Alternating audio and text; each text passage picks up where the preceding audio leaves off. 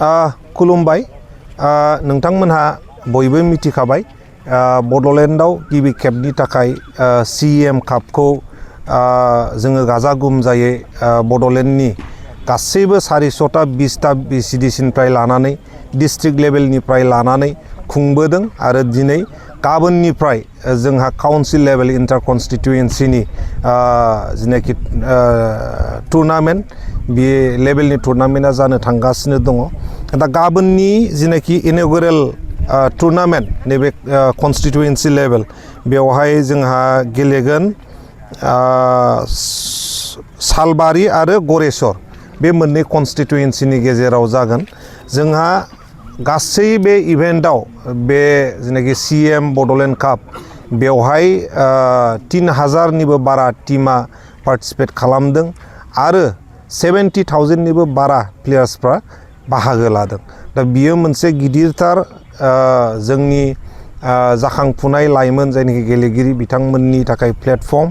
आरो मानगोनां चिफ प्रमद बर' सारनि दैदेननायाव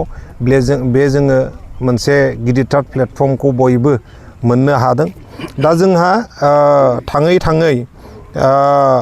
डिस्ट्रिक्ट लेभेलनिफ्राय क'क्राझारनिफ्राय नम्बर 6 कसुगाव कन्स्टिट्युएन्सिया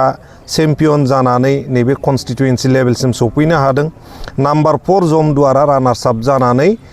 नैबे कन्स्टिट्युएन्सि लेभेलसिम सौफैनो हादों आरो चिरां डिस्ट्रिक्टनिफ्राय नम्बर 15 काजलगावआ चेम्पियन जानानै सौफैनो हादों आरो नम्बर 17 सुबाइझार कन्स्टिट्युएन्सिया रानार्स आप जानानै नैबे कन्स्टिट्युएन्सि लेभेलाव सौफैनो हादों बाक्सा डिस्ट्रिक्टनिफ्राय नम्बर 25 बागानपारा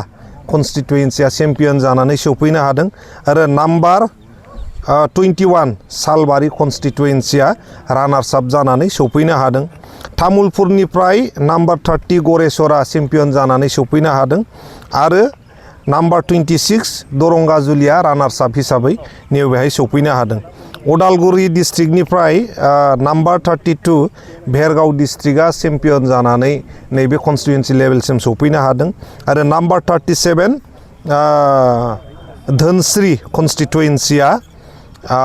नैबे कन्स्टिट्युएन्सि लेभेलाव रानार्स आप जानानै सौफैनो हादों दिनै गाबोननि जिनाखि इनअगुरेल मेट्स कन्स्टिट्युएन्सि लेभेलनि बियो नैबे दतमानि फिल्ड दासा फिल्डआव जागोन 2 बाजिनिफ्रायनो जोंहा गोबांथार कालचारेल प्रग्रामजों लोगोसे सेरेमनियेल इभेन्ट्सफोर दङ बेलासिनि 3 बाजिनाय लोगो लोगो किक अफ जागोन आरो बाकिफोर जिनाखि इभेन्ट्स बाकिफोर टुर्नामेन्ट बियो जाहैबाय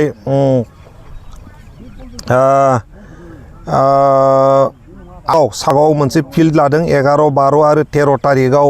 बेवहाय जागोन आरो थारंगुरि होननाय मोनसे फिल्ड दङ सालाकाटि कन्स्टिट्युएन्सिनि सिङाव बेयावबो 11, 12 आरो 13 तारिखआव जागोन आरो 15 तारिख जुलाइआव जिनाखि फाइनाल मेट्स बे फाइनाल मेट्सआव गोबांथार कालारफुल प्रग्रामजों लोगोसे मोनाबिलियाव साइ स्टेडियाम क'क्राझाराव थानाय साइ स्टेडियामाव खुंफुं जागोन।